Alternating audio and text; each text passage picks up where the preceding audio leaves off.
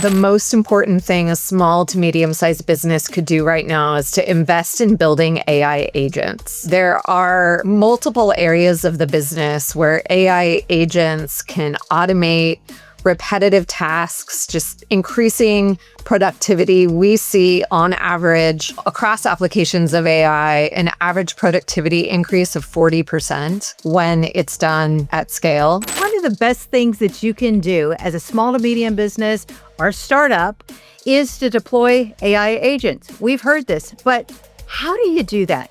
And how do you do that in an ethical way? So we're talking to Dr. Andrea Yoder Clark from Accenture, and these guys know what they're talking about when it comes to ethical AI and AI for good. And we're not just talking about it, we're talking exactly what that looks like, and we're unpacking fear and the future. So how not to fail if you're a startup on ethical AI, coming up next on Mind the Machine. This episode is sponsored by the Applied AI Association. Find out more at aaiaglobal.com/MTM and use code MTM for 20% off your membership. What do we mean when we say an AI agent, right? Because that's such a loaded term right now, and there's a lot going on in that space. But essentially, an AI agent is programmed to be able to do a series of tasks that you would typically need a person to complete. So examples of things in the area of customer service, answering, having, instead of investing in a larger call center, investing in an AI agent to be that initial touch point with your customers. And then you can apply sentiment analysis. There's programs out there that you can purchase off the shelf that would apply sentiment analysis to those call transcripts and help you understand what are the largest concerns that your customers are having, right? And then potentially apply automation to route that to the right person to talk to. In the area of marketing, so many things, especially as it relates to anything social media.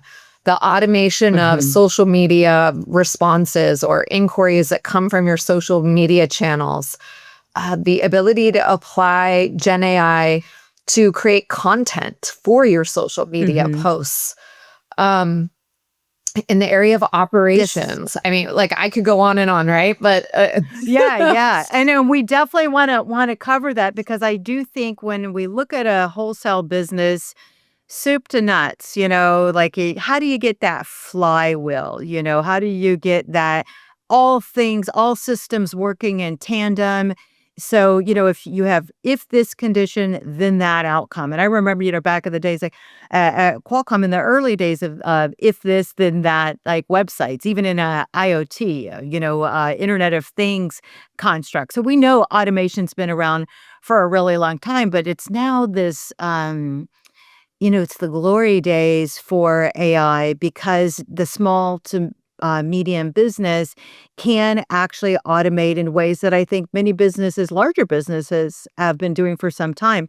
And you being at Accenture, but also being someone that has been in enterprise for a long time, what do you think the secrets of AI that maybe aren't so common, like in terms of what would you tell, I don't know, a young entrepreneur that's looking to fast track their way into an AI business?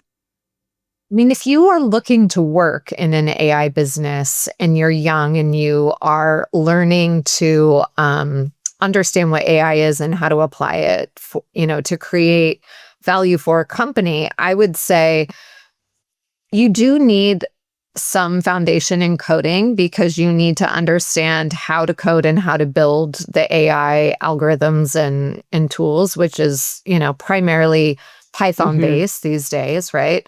So an understanding in that for sure. But I wouldn't over-index on that now, because we're seeing the application of AI in the field of coding, right? So, historically, when I learned to code, right, you would be, you're stuck with yourself, and you had some like informational websites that you could go to help you solve a problem when your code broke or it didn't work. Now AI scrapes all those websites and you could ask ChatGPT to create the foundation code for you. And as long as you know enough about the basics of coding, you can figure out the solution to your problem so much faster, right? So it used to be being an I love expert that. in Python was like the most important thing. And now it's more about how do I think critically around applying this tool to solve a business need. I think that's where we're going to see the largest need in the future is this intersection of understanding the needs of business plus the ability to understand the technical back end and put those together in a way that is super efficient. It's not really about the coding anymore. It's about the critical thinking. Yeah, but I love that you are evoking that the elements, how this comes together is through code, and that, we've heard the terms vibe coding, this is all the rage, but that you're really evoking fundamental understanding of how these systems work. And, as you know, in the book that I wrote, How to Win Friends and Influence Robots, I talk a lot about fundamental knowledge. Like, I don't think exactly what you're saying. I don't think that you have to go out and become a coding guru, but you have to understand conceptually, how these things come together and how that data comes together and how it works. And so I love that answer. I also really like what you're saying about the business concept, the business. Why are you doing this? What is your outcome? So maybe you could talk a little bit about the promise of AI is efficiency, right? And to me, efficiency is getting there faster. What do you think of when you think of AI and efficiency? Like, what makes that efficiency really work? I think it goes back to what we just mentioned, right? And having the right people in place who have an understanding of the business processes. Without that foundational knowledge, you don't know what to automate, right? So you have to have Where are you getting faster? exactly. Right? You have to understand where you could apply that to have the largest impact first, right? But Yeah. secondly, I think it's also about understanding the where you're going to get the biggest bang for your buck. Because, you can automate an email categorization process in your email inbox, and that might help you be a little bit more efficient. But if you can automate, create an AI agent that takes all of your customer service calls for you in the initial stages and then sends you a transcript about what they were about, and then you take that next step and automate a response once you understand what those calls, generally the patterns in those calls are, and then you automate responses to various people that are already prepared to answer that particular type of problem. Now you've reduced probably 50% of the workflow, right? So that whole email bankruptcy, claiming email bankruptcy could be a thing of our past. Yes, I know. Exactly. Imagine that. A girl can dream. Yes. But you were saying, I just think it's really about understanding where you're going to get the biggest bang for your buck. What is the largest time suck? I would almost start with that question.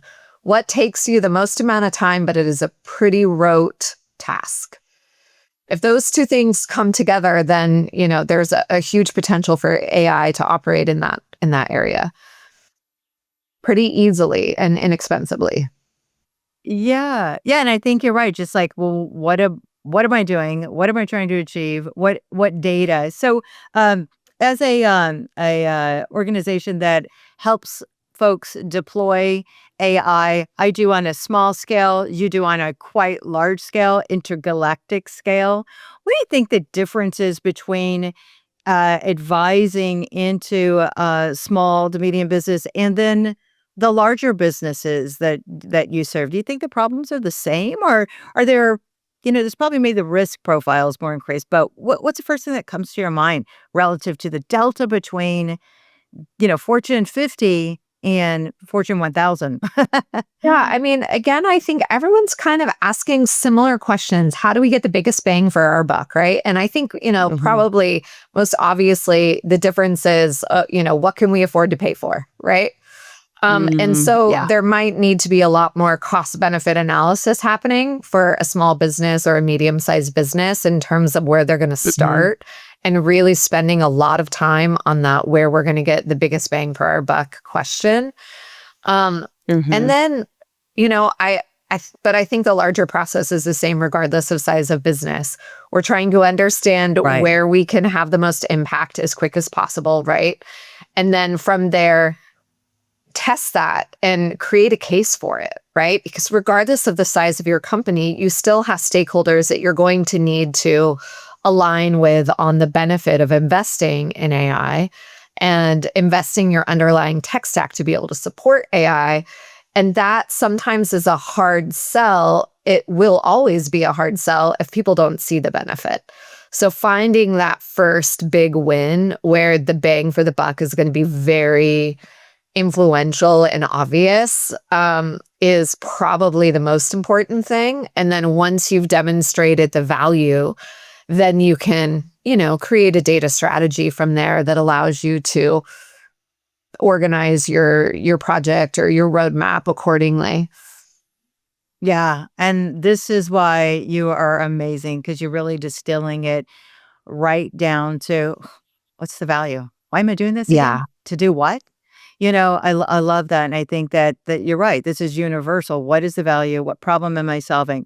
One thing that I think is interesting is the pressures that companies have, whether it's small or large, as they have board members or stakeholders that say, gosh, you really got to get your AI strategy together. Yet they don't even know how to spell AI. Yeah. So how do you deal with folks that are AI-ified, AI hype meisters, but they don't really know what they're talking about? What do you think that looks like? I mean, that's a lot of us, right? Yeah.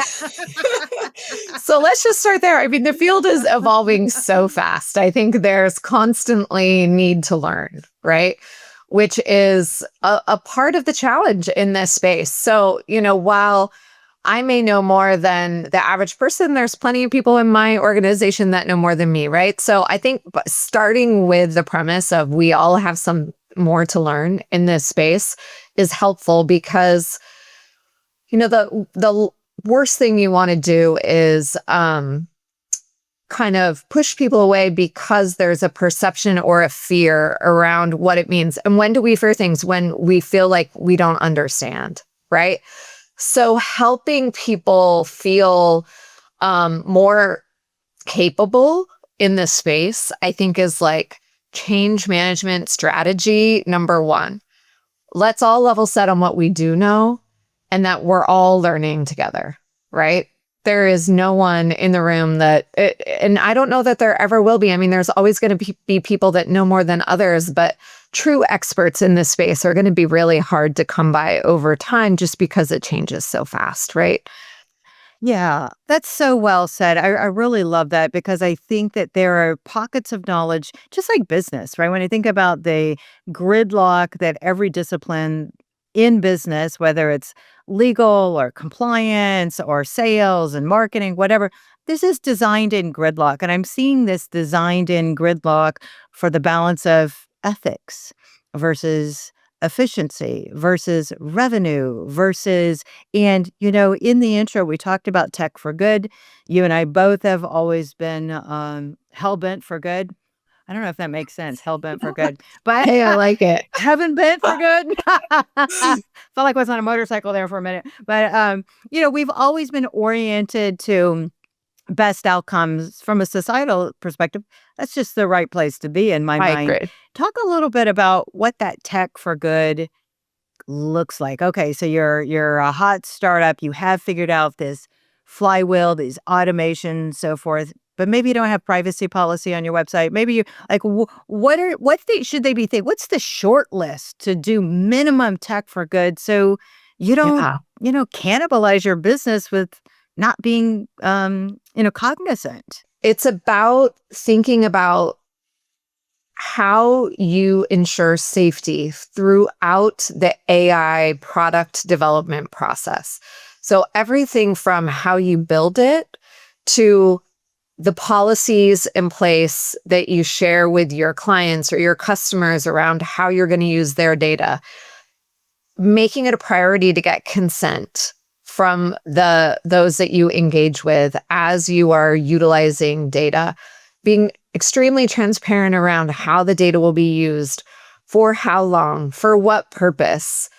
Is it going to expire in the system at a certain point and be deleted? What does that look like? What controls do you have in place around your technology to ensure that all of these things are happening so people are aware? And I think, if you start with a policy of transparency, you build trust.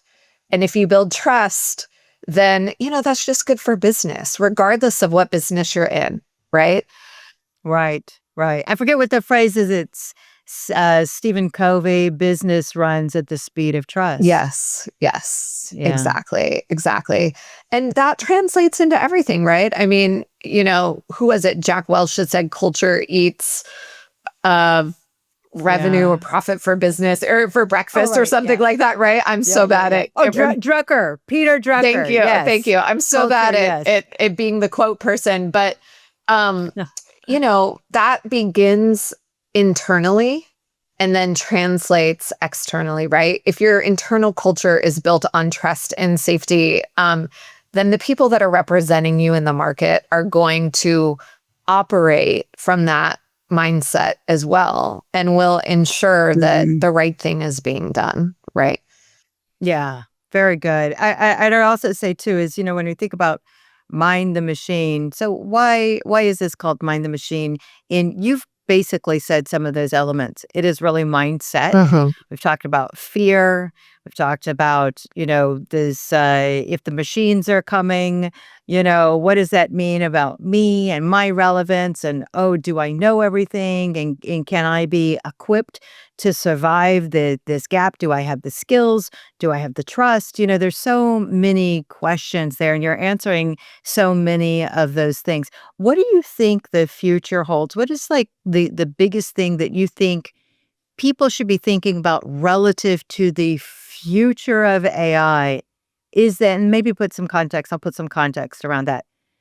Some folks think it's marks the end of time, this Armageddon, polishing robot boots, and others, have euphoria around it. Where do you land? Where do you sit? I think I know the answer, but I'll ask anyway. We've done this enough times. I think you do too, but for the benefit of the audience. So personally, I am excited about it. I wouldn't be in this space if I didn't believe in the power of innovation, with the caveat that, innovation can be used for good or evil, right? And so there is a need for regulation and controls with caution as well, right? So it's a really interesting time in the advent of AI. And part of the reason why I'm so interested in the AI for Good movement is that there's a lot of opportunity right now to leverage this technology in ways that, could create massive benefits for our society and culture. If we look at healthcare, right? Creating efficiency in an industry that it's pretty hard for people to want less of. We're always going to want more healthcare. We want it to be more personalized. That's going to help us. We also want to continue to have, I think most people do, that interaction with an individual. So I don't think in that space we're going to see the reduction of careers, in the same way that we would in some other areas that can be more easily automated. And it's really more about the task you're doing versus the human connection you're providing, right? So I think, how can we focus on the application of AI in those areas where it's going to benefit everyone, right? Without ignoring the need for regulation and safety. So I think healthcare is a perfect example, right? We have to think about patient data and how we're using that data and ensure that privacy is in place and people have the ability to consent for their data to be used for different things. And what does that there's always historically this conflict between innovation and regulation. And if there's too much regulation, it slows down the pace of innovation. And we are seeing that right now. So, Europe has much more stringent laws around data use and the use of AI. And as OpenAI or any of the other companies release their latest toolkits and products, it's much slower to land in Europe, right? And so that does put folks that are operating within EMEA in a little bit more of, definitely less competitive advantage, right? Companies coming out of that space are just not going to have access to the same level of technology. However, we are going to need to be very conscious of what people are exposed to and who is exposed to it. So if I think about, there's a lot we can do with technological controls. In our own company, we deploy, one of the AI chatbots internally, and there's a lot of controls around how that can be used, what data that is pulling from.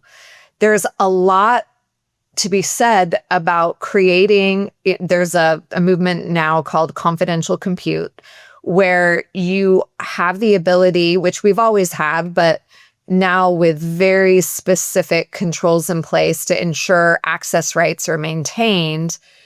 You could have siloed databases, which, historically siloed's a bad word, but if you want to ensure that no one can get in and hack the data that you are utilizing for this particular purpose, having a walled off area that has, the highest security around the protection of that data is really important. But I wouldn't use siloed in the same way, right? Historically, when we use that term in terms of data, we're talking about different types of data from areas of the business that can't talk to each other. And that limits the ability of the business to be able to gain insight.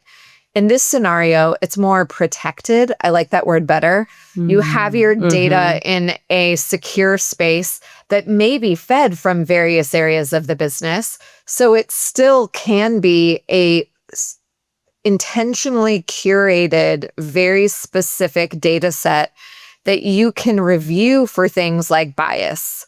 You can review for, appropriate information, because in the world of data and AI, it's really about garbage in, garbage out. If you are feeding your model of any kind, whether it be a large language model or a foundational machine learning model that you're automating, so now we call that AI, whatever you're doing, you need to ensure that the underlying data is the right data. It's been curated, it's been reviewed, it is cleaned, it is prepared for this process. And if you've taken appropriate precautions there in the form of data governance frameworks and appropriate processes, then you, on top of that, are applying appropriate role-based access. Only people can see the underlying raw data that aren't going to be in a position where they may have knowledge that could potentially create a competitive advantage, right? You have to be aware of things like competition risk. So, the people that are preparing this are not the people that are selling. They're different. Right? And the people that are selling are not exposed to what that underlying raw data looks like. So things like client names or personally identifiable information, other sensitive areas of data are masked, are aggregated, are anonymized, so that the people that see the end result, which might be a dashboard or a tool that they can use to make a decision for the business, they don't need to know how that data was prepared. The people that are experts should know and should take appropriate precautions that are building it, but not the people that are consuming it. And so making this distinction between people that are building the AI and people that are consuming the AI and what they're allowed to have access to is really important in terms of data privacy and appropriate controls. That's a wonderful insight, because I think at the level of conversations that I have with folks, whether it's retailers or, mom and pop shops, they hear that and they're probably thinking, wow, that sounds really complex. But we are talking about people's information. And so when you think about this confidential compute, is the profile typically security companies, banking, or would you think that confidential compute would be something everyone should consider? I think it really comes down to what data you're processing. And so it's less about type of company and more about type of data and what you want to do with that data and what are the risks associated with your goal. And so thinking about it from that perspective is important because you could be an advertising company that has access to people's images. And, if you are unintentionally demonstrating, you're producing content that is biased in any way towards a particular demographic, that's a concern, right? So, you might be, let's say you're a brand and you're producing content for your brand. You want to ensure that you are not introducing bias into your marketing materials. And that's an area where we might not typically think about keeping that data secure, right? But secure can mean many things. It can mean, controlling access and masking identities of companies and individuals and things like that. But it could also mean taking responsibility for the output of your content and materials and how that is consumed. So being aware of things like potential bias in your marketing materials is something that could affect every company, right?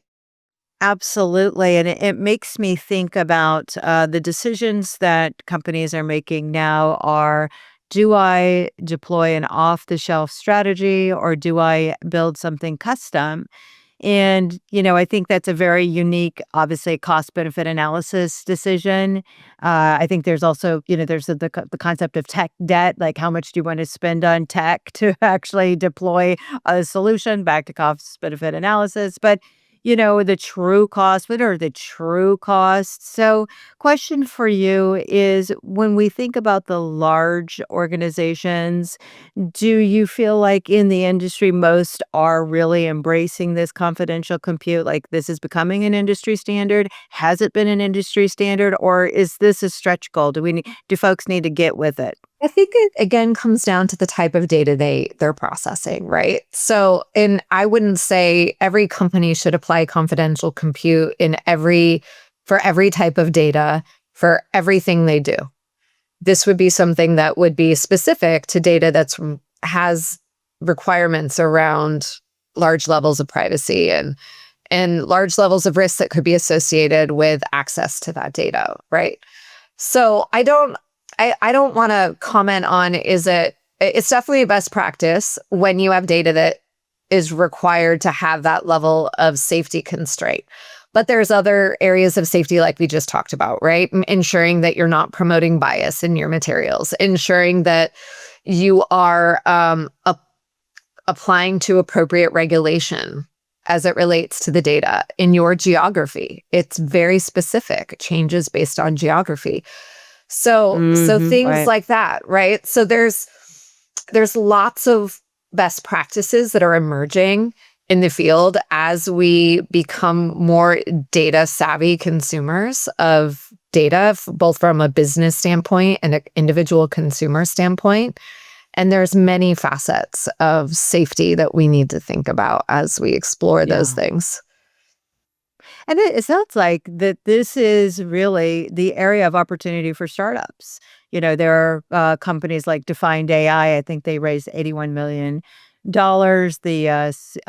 CEO, Daniela Braga, we interviewed her at CS. She's a Sony portfolio company as well. But, I think that looking at the problem slash opportunities of AI is also in of itself an opportunity. And I kind of see a lot of the same type of startups, whether it's, counseling apps or, everything, the voice-based, generative voice-based. And reality is there's lots of opportunities all over the industry of artificial intelligence. So would you agree this would be a good space to try and crack the nut, as it were, and solve some of these problems? Yeah, I think ethical AI is going to be an area that is going to become essential for every company moving forward, and really understanding the associated risks that are around what their area of business is as it relates to processing and managing and deploying their data through AI systems is going to be a must-have in the future. But beyond that, I mean, there's so many areas for creativity. It's almost like if you have an understanding of how the technology works and business areas where it could be applied to create value for the most number of companies possible, there's so many opportunities for creativity right now in this space. So it is really exciting. The potential for innovation is Yeah. huge. Yeah. It really is. And I guess this is why I do the show as well, as I just don't feel like there's enough conversations that are substantial, that are really looking at where the opportunities are, because I'm not selling anything. I'm not pushing anything. What I'm pushing for is, how do we get to uncommon insights? Yeah. And this is why this is such a good conversation. I'm loving the confidential compute, and talking about things like the cost benefit analysis. These aren't the sexiest headlines that folks click on, but It's a real they kind of should be. it's like, What? this is how you do good business though, right? Yeah, yeah, Yeah. yeah. And everyone wants the payday. Everyone Right. wants the benefit of good business, but the real business is hard, and it's messy, and it's detailed, and you have to be so intentional. And I would say that this is what I think of when I think about you. I think about how intentional you are and how you're not afraid of hard work.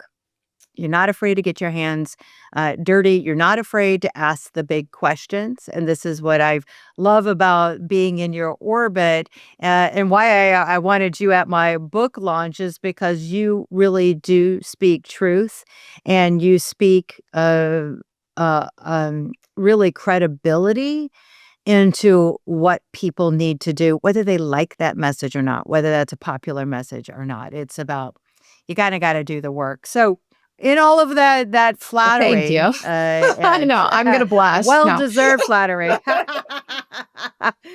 embedded in there is a question. And the question is, because you are so relentless, not only as an entrepreneur, but as a corporate executive, what makes you so relentless? What is it about your life journey? Was it how you're raised, your lived experience? Like, what makes you so resilient?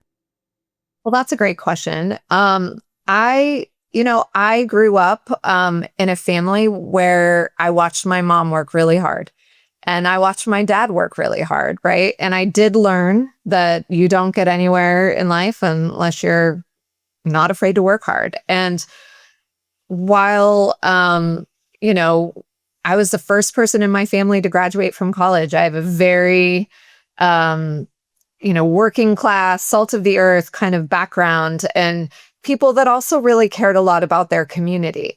And so, my dad was a fireman, my mom was a social worker. And so over time, a lot of teachers, a lot of nurses in my family. And over time, we've all found ways to contribute and give back to our community, regardless of what we're doing, which is why I think for me, the AI for good is so interesting and inspiring. But I also think I'm just like, I'm curious and I get interested in really exciting new ideas that I think could make a difference in our world. And I think everything I've done in my career, I did start as a teacher, to be honest, and elementary or middle school science teacher, and I constantly have always hungered for more information, moved on to be a professor, and everything about my work it's always been data driven. Even as a teacher, I was taking my kids out, teaching them how to be a field biologist, collecting data. I've always had that underlying interest, but it's also just been, how can I have more impact? I think that is what has always driven my career. how can I have more impact to do good things in the world with the resources that we have today? And I really believe my career has been a very non-traditional path, but in every stage, I've always had that focus in some area of my work. So I'm very excited now to be working in Accenture in an area where we are helping create policies around ethical use of data within our organization and create the technological structure behind it to ensure that it works and it's automated and we are operating as a responsible and trustworthy company out in the market and doing the best for our clients. And that's important to me, regardless of what I'm doing. Yeah, so you can feel good about that because, in many ways, when I think about firms like Accenture, it really is doing the large scale integration. And so you're really learning the best, probably the first and best and hardest lessons of what it really takes to deploy AI. So Yeah. it is, Yeah. I imagine, And hard work. it is, Like, we're learning every day. I think we all are, right? As we started the conversation with that, right? This is a field where there's yeah. just constant learning required. And luckily I like that. So it's a good spot for me. And then on the human side of it, so resilience, fearlessness, these are great human traits that make great leaders, but great businesses are fueled with solid data.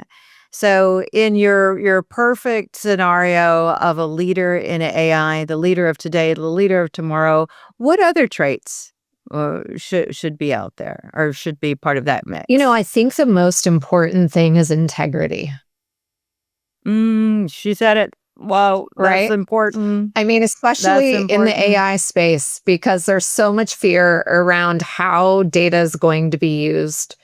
And if you do not communicate and give off an impression of integrity, that you do the right thing, that you are coming from a place of truth, that you are, committed to ethical and responsible practices, you're not going to be successful long term in this space. It's just Mhm. not, Mhm. it's, there's because we're all learning, there's a lot of people that don't understand. And when you don't understand something, it's really easy to be afraid of it. So without that, I just don't see leaders in this space being able to get very far. I mean, business is business and everyone has various degrees of success for different reasons, but long-term success that's going to make a really impactful difference, that's huge. And the other thing I think is critical thinking. Those two things together, Mhm. because, we're it may be creativity, because we're in a new Mhm. space and without the ability to think outside the box and apply critically principles, frameworks that we know have worked from the past, but in new ways, we're going to miss out on Mhm. that potential for innovation. And that's really what innovation is, bringing different things together in a new way that hasn't been done before. And so allowing for those concepts to grow and thrive within your organization and hiring for people that value those things and embody those principles, Mhm. that's really what I think is going to be what's required.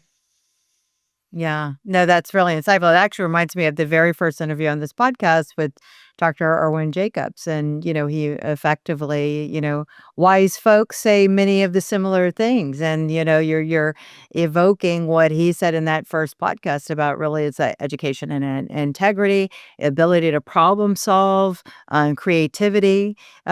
So I love that because we can't hear enough of these words. Sometimes they seem when you hear terms like that, it's easy for it to go, oh, well, that's a great bumper sticker or inspirational quote. But to really immerse yourself in the true meaning of integrity and the true meaning of creativity is very powerful.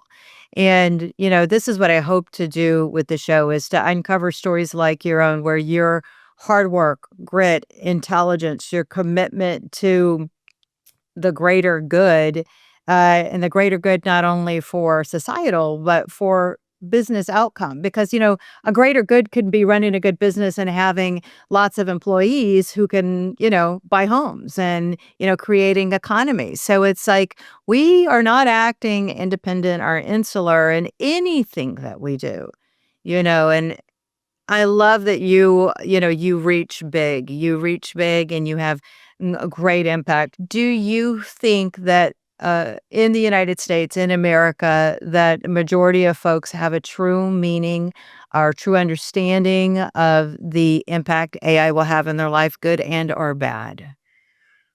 I don't know that any of us can have a true understanding. This is one of the most innovative things that's ever happened before. It's like, people often compare it to the launch of the internet, right? We didn't know what life was like before that, and we could not have predicted what life is like now. And so I don't think any of us do. I do think many of us, most of us, understand the gravity of this innovation and that it is going to create large scale change in our society.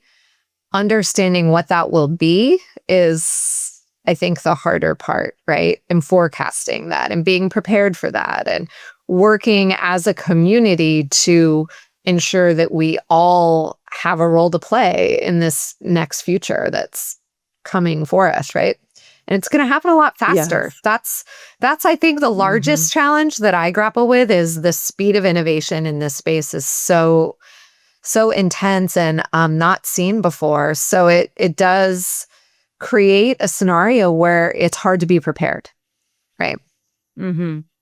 Yeah, so I think it sounds like a just being vigilant, and I don't know that anyone is really comfortable, Mhm, right? They're mhm. not. It's not like we're sitting on our laurels saying, "No, No. just hum ho." No, this is steady diet of changes every single day on the technology side, on the societal side, on the geopolitical side.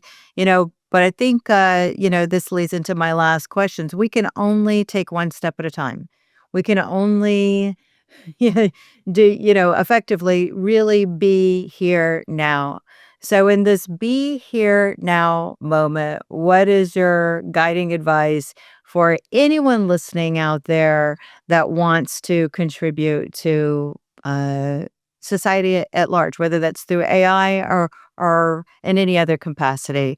What would you guide folks to do? Well, I think starting with the right principles in place is always the most important thing, no matter what you're doing, right? Hmm. And so bringing us back to it's so easy in the digital world that we live in to get isolated and to lose connection. Focusing on rebuilding that connection, I think is should probably be like point number one. If we don't have happy, connected, supported people, you can't create and innovate. You're operating in survival mode at that point, right? So starting there gives us an ability to be able to engage the best talent that we have, to deploy the best ideas that we have, simply because there's comfort and space to be creative, right? So Hmm. finding that connection, finding that support, um, and how can we use this technology to create more of that? I feel like Yeah. we're at danger. We are in danger. And, I feel like we hear it a lot in the news and various communications around, as we get more digitally connected, we get less connected physically. And so Hmm.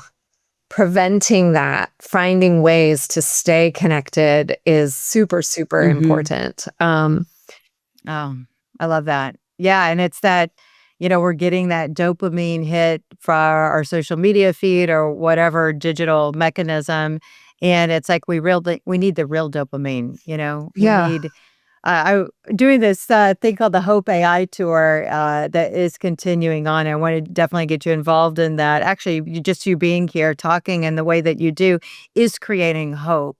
And so dopamine, hopamine, we need Right. hopamine. I We need like it. hope, Yes. just made that up on the Yes. fly, a little hopamine, Exactly. because, right, we have to have something to look forward to. We are, at the end of the day, primates. We are a community. And Simon Sinek said recently, community is defined by a group of people that want to grow together. Yep. And I love that because whether that is church or whether that is at UCSD or whether that's the Applied AI Association, a global network, or, consumer electronics show, whatever it is, whatever you call community, what you're saying is we have to be in lockstep with others to have hope, because it's that hope that's going to get us to create that revenue and create those opportunities and have children and live great lives and do podcasts and be fully evolved and have guests like you. Exactly. Exactly. And, this is why I love the AI for Good community, because it's full of people that see this as the ability to create innovation in a way that brings people's lives up. I watched this podcast about Deepak Chopra recently, and the thing that I loved about it was that he was able to take AI and a small large language model and apply it to all of his work, right? The only difference between a small large language model and a large one is you're really curating the content that feeds the model. That's best practice anyways, right? For businesses. So anyone can do this, an individual, et cetera. It's very accessible. And, with his model, it's all about how do I be my best self and increase mindfulness in my life and meditate more. And you can literally ask them. I was so excited about it. I looked it up and I tried it. And you can literally ask the model questions and it will respond back with answers based on his work. So I think we're going to see a ton of this as we grow and it becomes affordable. But yes, so much interesting. And I feel like I'm loving that you brought this up, because this is that part where I say that with a little bit of effort and maybe using tools like Grok or ChatGPT or Perplexity, or you pick your platform of your choice, prompt it. Hey, how would I build my own small language model? And walk me through that step. And I think these are the things that are amazing, whether it is, and not to get tactical into tools, but, things like my book is on 11 labs, and it's a perfect, my 11 labs voice never stutters. I love her. Right. And it's great. It's all based on the book. And so it's like our own content can create content engines, whether it's for like personal AI, they do really interesting things. So to me, this is the revolution of custom bespoke information. And even if you're not in business, but you want to participate, I think this is where folks can start. Can they build something? And they absolutely can use the tools to help ideate. So thank you for inspiring us, Andrea. As usual, it's so good to hear your insights in business and personal life, and of course, your resilience as an individual. Thank you. I appreciate that. Always a pleasure to be on stage with you, Cheryl, in any capacity. We've done this quite a few times now, and you're so good at it. Right. So, yes. Oh, thank you. We've never met mics we didn't like. This is true. Watch out. Get us on a stage together. Or watch out. All right. So where can folks find you? LinkedIn? Yep. I'm on LinkedIn. Andrea Yoder Clark, PhD. Feel free to reach out. Great conversation. Awesome. Thank you again. Make sure you're subscribed to Mind the Machine podcast, like the video, and leave a comment letting us know what you thought.